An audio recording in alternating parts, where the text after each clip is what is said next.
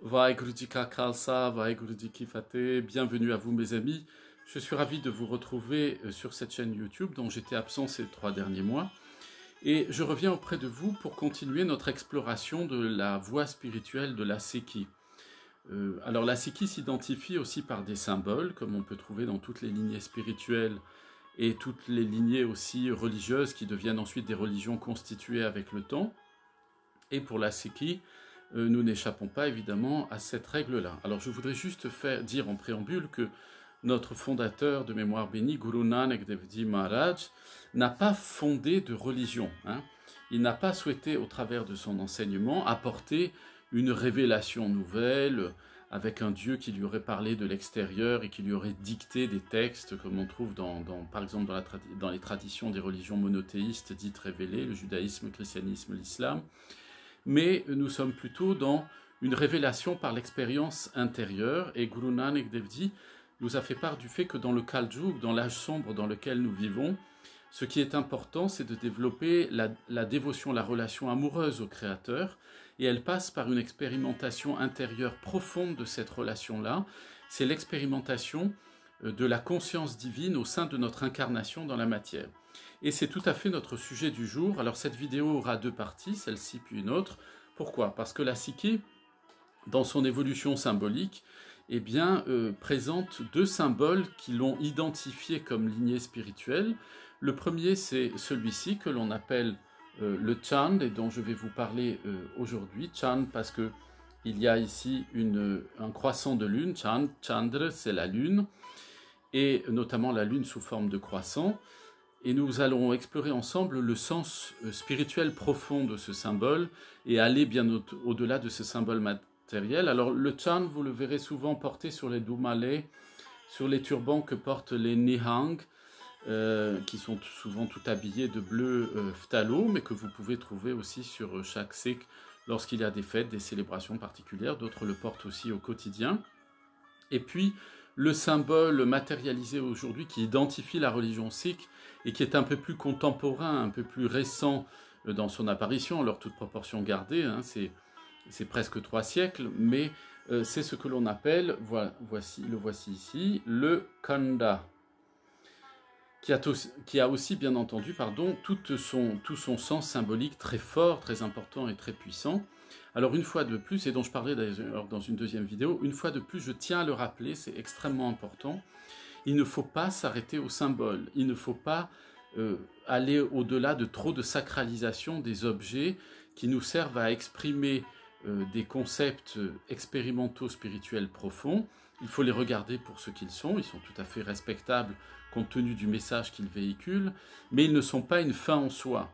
Et que qu'on les ait sur soi ou qu'on ne les ait pas sur soi, ça ne change absolument rien au fait du dévoilement de notre vie spirituelle, de notre progression spirituelle, et en particulier dans la Séki. Ce n'est pas le fait d'avoir un chand ou le fait de porter un khanda sur son turban, sur son dastar, sur son dumala, qui fait qu'on est plus un sikh ou moins un sikh, etc. Ça fait partie des illusions du monde du Maya, et dont nous allons parler d'ailleurs en décrivant ce symbole-ci.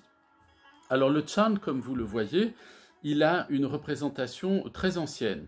Il est même antérieur à la Séki, et comme les notions d'ailleurs qu'il recoupe, et qu'il regroupe aussi en lui-même, que sont des notions qui sont liées à l'action et à la réception, à l'activité et à la passivité.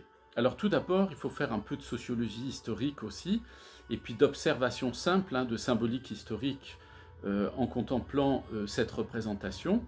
On la retrouve traditionnellement, depuis plusieurs millénaires, d'ailleurs dans différents peuples, mais particulièrement au sein de la culture indienne ancienne, que ce soit dans la culture védique, et puis ensuite exprimée dans les différentes lignées spirituelles qui sont apparues, qui sont nées soit en lien avec la culture védique, soit en réaction à cette culture-là, soit en réaction à des excès qui pouvaient se manifester par une forme, de réification des choses, c'est-à-dire le fait de faire des objets des nécessités absolues à la vie spirituelle. C'est comme ça qu'on voit des personnes pensaient que s'ils n'ont pas tel statut, s'ils n'ont pas tel signe religieux sur eux, tel symbole, etc., peu importe la religion, eh bien, ils ne seraient pas protégés, ils n'auraient pas de vie spirituelle, ou ils ne seraient pas religieux. Enfin, vous voyez, tout cela appartient au domaine des illusions.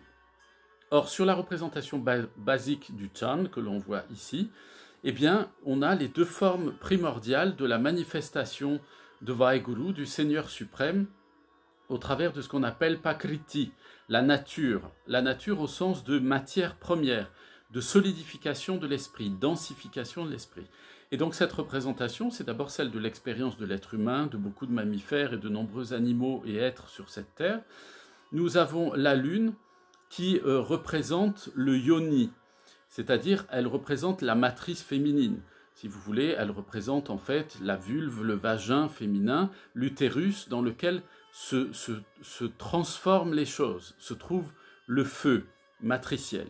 Et puis vous avez ici le khanda, l'épée à double tranchant qui se trouve là, et qui est terminé ici de deux pointes en pendant, mais qui sont une représentation du lingam, du phallus, dirons-nous en français, c'est-à-dire une représentation de l'énergie masculine. Et donc ces deux aspects, de lingam et yoni que nous retrouvons là, sont deux aspects qui vont s'exprimer, que l'on retrouve dans la Gurbani, dont Guru Nanak parle évidemment le premier, dont plusieurs de ses successeurs, nos saints maîtres de mémoire bénis, parlent évidemment, et qui sont un enjeu spirituel fondamental à comprendre et à expérimenter intérieurement, pour ne pas se perdre dans une incompréhension de ce que c'est que le Maya, de ce que nous vivons comme illusion dans notre incarnation présente, et de ne pas entrer d'ailleurs, soit dit en passant, dans un regard qui soit moralisateur et culpabilisant, à la fois sur ces symboles et sur la signification et la réalité spirituelle profonde, eh bien, qu'ils manifestent et dont ils témoignent d'une façon visible, d'une façon figurative. Donc ici, nous avons l'énergie qui est l'énergie passive. C'est pas négatif, hein, passif, c'est-à-dire c'est une énergie de réceptivité, le fait de se mettre en état d'accueil, d'écoute, de réception. Quand on écoute un enseignement, on est dans un état de passivité, mais c'est une passivité qui est en œuvre, qui est en marche. On pourrait dire une passivité active en quelque sorte. Et puis ici, évidemment le khanda qui représente ici le lingam, eh bien c'est l'énergie active, c'est l'énergie du karam, celle qui est en action, qui passe à l'acte, qui met en œuvre. Et l'unité entre les deux représente l'équilibre de la manifestation de la conscience divine densifiée dans la matière au travers de l'incarnation que nous vivons, nous, en tant qu'humains, mais que d'autres êtres, à leur niveau, vivent avec une conscience plus ou moins évoluée. Voilà. Donc, s'agissant de ce symbole qui est fort ancien, que nous dit la Gurbani? Eh bien, lorsque nous lisons dans la Gurbani, Guru Nanak Dev Ji nous dit, c'est au Ang 21, il nous explique la chose suivante. Il nous dit « Jadeka ta ravarahe siv sakti ka mel ». Donc, qu'est-ce que nous comprenons si nous traduisons? Eh bien, Jadeka, ou que je regarde, ta ravarahe, ou que je porte mon regard en quelque sorte, eh bien, Ravrahe Siv Sakti Ka Mel. Siv Sakti, l'union Mel, l'union, la fusion, le rassemblement Siv de Shiv et de Shakti, c'est-à-dire Shiv, qu'est-ce que c'est? Shiva, c'est pas un dieu en soi, c'est une énergie divine, c'est une des manifestations de Vaheguru, une de ses énergies créatrices, ça représente la conscience. C'est-à-dire, la conscience, elle est toujours active, elle est toujours éveillée, elle est toujours dans une dimension de création, de mouvement, en quelque sorte. Et Shakti, Sakti, tel que c'est dit, Siv Sakti Kamel, Sakti représente en fait la matière. La matière, c'est ce qui va donner une forme. Mais la matière par elle-même, mes amis, ne peut pas avoir une forme par soi, hein. De son propre fait. Elle reçoit la forme de la conscience qui la modèle. Alors je vais essayer d'être un peu plus simple là-dessus, mais c'est une notion à la fois philosophique et spirituelle, théologique, très profonde que nous énonce ici, nous enseigne ici Guru Nanak Dev Ji Maharaj, c'est qu'effectivement, la Shakti, qu'est-ce que c'est? C'est la forme densifiée de notre esprit. Ce que vous êtes aujourd'hui dans votre incarnation physique, c'est votre esprit qui a pris une forme limitée, densifiée.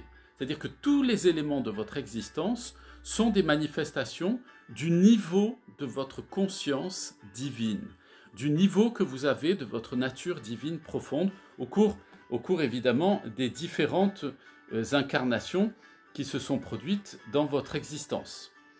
Donc, le symbole que nous avons du Chand représente une supériorité du lingam sur le yoni, c'est-à-dire une supériorité de la conscience divine sur l'état de passivité de notre incarnation. Autrement dit, le Chand est un symbole absolument magnifique, en tout cas je le trouve à titre personnel, qui représente tout le sens que nous devons donner à notre destinée dans ce monde. Il y a en nous de nombreux éléments qui appartiennent à la passivité. Beaucoup de gens aujourd'hui, beaucoup de personnes aujourd'hui ne savent pas quoi faire pour donner du sens à leur existence. On entend beaucoup parler aujourd'hui, et ça prouve que si on en parle beaucoup, c'est que c'est peu expérimenté, on entend beaucoup parler de mission de vie, de personnes qui cherchent le sens de leur destinée, le sens de leur vie, pourquoi je suis sur cette terre, est-ce que ma vie a du sens? On n'a jamais eu, notamment en France, autant de gens qui prennent des cachets, des antidépresseurs parce qu'ils vont pas bien. Quand on va pas bien, qu'on est dépressif, quand on trouve pas le goût à la vie, le sens de l'existence de la vie, etc., c'est qu'on est dans un état intérieur qui est celui qui est dominé par la Shakti. Alors attention, ce que je dis, je porte pas un jugement moral sur les personnes, etc. Bien entendu, hein, il y a de nombreuses circonstances dans l'existence qui font que malheureusement, beaucoup sont en état de dépression et ce sont des états de maladie extrêmement difficiles et il faut entourer ces personnes-là d'amour, d'affection, d'attention, de bienveillance, de patience au quotidien pour pouvoir les aider, les accompagner dans ce domaine de la conscience où elles ont du mal à se relever du poids de la nature qui pèse sur leur conscience. Et donc, mes amis, vous voyez, ce qui est important, c'est justement cela. Dans la vie spirituelle, c'est la représentation du Chand. La représentation du Chand, c'est la conscience divine active, motivante, qui nous fait aller de l'avant, qui vient remplir la passivité en nous, la matière en nous. C'est-à-dire que si nous conduisons notre vie qu'avec la matière, la lune qui représente la coupe, mais qu'on ne remplit pas cette coupe de l'action divine, de la contemplation divine, de l'amour divin, de tout ce qui va être un moteur puissant, qui va donner du sens à ce que nous sommes, qui que nous soyons. Et peu importe ce que nous ayons fait dans notre vie, dès que nous allons nous mettre en connexion amoureuse avec le Seigneur Vaheguru, alors à ce moment-là, le Khanda, l'épée à double tranchant, c'est-à-dire l'ordre cosmique, l'expérience de la réalité de Vaheguru qui est tout amour et toute affection, comme nous dit Guru Nanak Dev Ji pour nous. Le Seigneur Vaheguru, il vous aime sans condition. Il ne fait pas une loi en vous disant si tu fais ceci, si tu fais cela, je vais te punir, etc. Tout ça, c'est des histoires pour les enfants, mes amis. Le Seigneur Vaheguru, c'est la puissance de vie. Il vous aime inconditionnellement, qui que vous soyez et quoi que vous ayez fait. Ça ne veut pas dire qu'il faut faire n'importe quoi à nouveau pour cette raison-là, mais ça veut dire que dans votre vie, vous pouvez toujours repartir de zéro. Vous pouvez spirituellement toujours vous laisser remplir, comme le Chand, de l'énergie, de la puissance du Nam divin, du saint nom de Vaheguru, du nom divin. Alors qu'est-ce que ça veut dire? Ça ne veut pas dire que parce que vous allez répéter tous les jours le nom de Vaheguru, comme par magie, il va se passer quelque chose. Bien sûr que c'est important. Bien sûr que c'est important de répéter le saint nom de Vaheguru, mais il faut le répéter, ou le nom de Dieu, comme vous l'appelez vous dans votre tradition spirituelle, peu importe. Eh bien, ce qui est important, c'est d'y mettre le cœur, de le faire en expérimentant à l'intérieur de votre conscience le fait que vous êtes sa manifestation pleine d'amour et d'affection. C'est ce que représente ici le Chand. Le Chand est le symbole du phallus, vous voyez, à l'intérieur de la matrice féminine, c'est-à-dire de la fertilité de la vie spirituelle, de l'unité quand le Khanda est uni au Chand, quand il y a une union entre Lingam et Yoni, il y a une manifestation du Ek, de l'unité divine profonde, matricielle, à l'origine de toute chose. Et c'est ça qui va apporter du Sahajat, qui va apporter de l'équilibre spirituel dans votre existence. Et donc, mes amis, et je m'arrêterai là pour aujourd'hui, ce symbole du Chan, dont on peut dire bien de nombreuses choses encore, eh bien, ce symbole-là est une source pour nous de méditation, de réflexion sur le fait de se dire qu'est-ce qui dans ma vie est de l'ordre de la conscience divine, où j'ai conscience que je suis la manifestation du Seigneur Vaheguru, et quels sont les domaines de ma vie où je suis encore embourbé dans la matière, je suis pris dans des choses que je fais de façon un peu inconsciente, dans des addictions, des dépendances, etc. Eh bien, à ce moment-là, c'est dans ces domaines-là de ma vie où je suis encore trop enfermé dans une incarnation qui semble me peser, être lourde pour moi, ne pas trouver du sens finalement à mon destin, eh bien c'est là qu'il va falloir apporter l'amour de Vaheguru en y mettant le chant du Saint-Nom de Vaheguru, en y mettant tout cet amour, et vous allez apprendre à aimer toutes les dimensions de vous-même, y compris celles que vous n'aimez pas. C'est là que le Seigneur Vaheguru vous attend pour révéler à votre propre conscience sa présence infiniment aimante, douce, tendre et bienveillante à votre égard. Je vous dis à très bientôt, mes amis. Nous retrouverons donc pour la suite de cette vidéo, cette fois-ci sur le Khanda, l'autre symbole plus récent et en même temps encore plus fort aussi d'enseignement spirituel concernant la tradition spirituelle de Guru Nanak Dev Ji, qui nous a transmise au travers de l'ensemble des 10 gourous et du Guru Granth Sahib Ji Maharaj aujourd'hui. En attendant, je vous souhaite plein de bénédictions sur vous, sur vos familles, vos proches, vos amis, tous ceux que vous aimez. Je vous dis à très bientôt. Vaheguru Ji Ka Khalsa, Vaheguru Ji Ki Fateh.